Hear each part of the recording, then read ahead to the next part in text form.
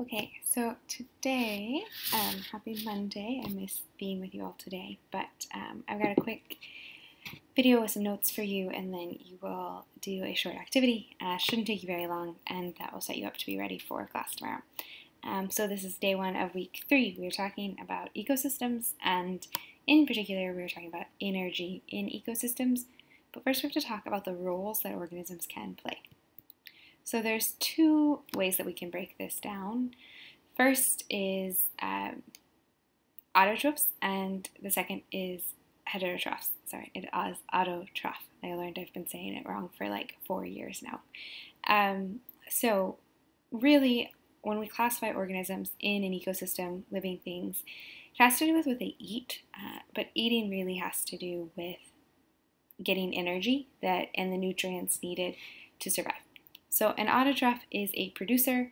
We think mostly of plants, but there are also some bacteria that live in aphotic zones without light that can use chemosynthesis to make food for themselves. Autotrophs can make food for themselves, typically through photosynthesis to produce glucose. For the sake of the ecosystems we will talk about in this class, we are going to be talking about ecosystems that have sunlight and therefore have producers using photosynthesis.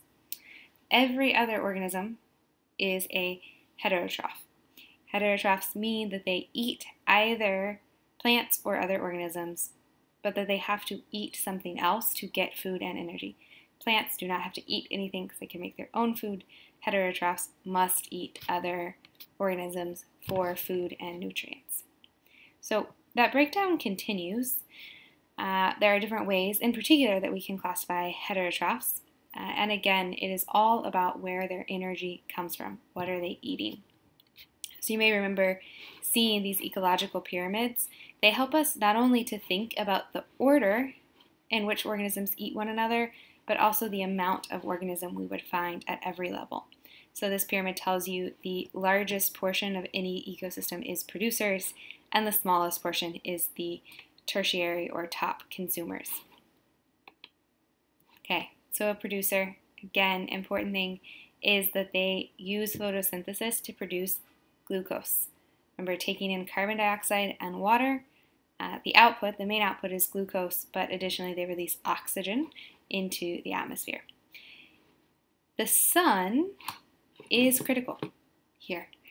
They must have that sunlight if they are performing photosynthesis, and sunlight is the source of energy for 99.9% of all living things on Earth, the original source of energy. You then have your primary consumers. Primary consumers, primary meaning first, so they eat producers.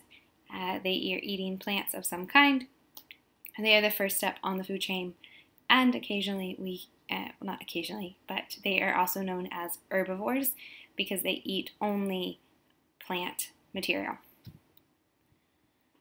The second step on a food chain is the secondary consumer.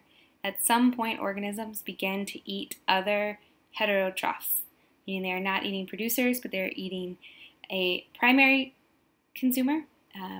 So here you have a lion. A lion fits into a special category we will talk about next, but if an organism survives solely on organisms who are primary consumers, we call them a secondary consumer. Also, these would be carnivores. Sometimes they are also omnivores. They might switch their diet between producers and consumers. So then we have tertiary consumers and apex predators. Now, this is where things can get a little messy, right? So a secondary consumer scratch what I just said. In the case of, say, the lion, right, the lion does eat primary consumers, but they have also been known to eat, on occasion, secondary consumers as well. So an organism that preys on secondary consumers can be known as a tertiary consumer. Not all tertiary consumers are apex predators, so you may have a food chain with many levels. So a great example of this is submarine ecosystems, where phytoplankton are your producers. You then have things like shrimp.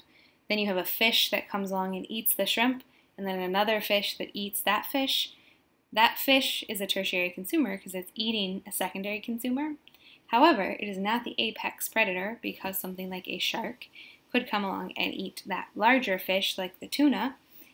So apex predators mean that they are at the top of the food chain, and there is no natural predators of this organism in the food chain.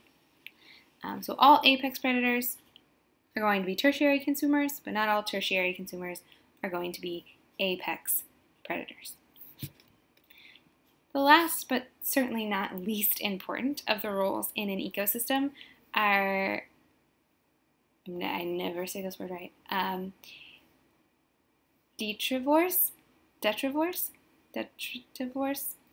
whatever you guys can see it, you get the point, and decomposers. So there's two levels here. The first, the detritivores, they begin the breakdown process of any dead organism. So these are things like a dung beetle. So they specialize in breaking down dead tissues and waste products. And then you have decomposers, which are fungi and bacteria. They are going to break any materials in a organism down into its most basic elements, so back down into the nitrogen, phosphorus, calcium, etc., and that will return into the soil. And then, as we learned about with our nutrient cycles last week, plant uptake through the roots can occur so that those nutrients can be cycled back through an ecosystem. So there are four distinct roles, well, 4 or 3, depending on how you count it, right? You have autotroph and heterotroph. You then can classify things as producers and consumers, other ways of referring to autotroph and heterotroph. And then you can think about the levels of your consumers getting into your primary consumers, secondary, eventually tertiary consumers, and finally your decomposing organisms.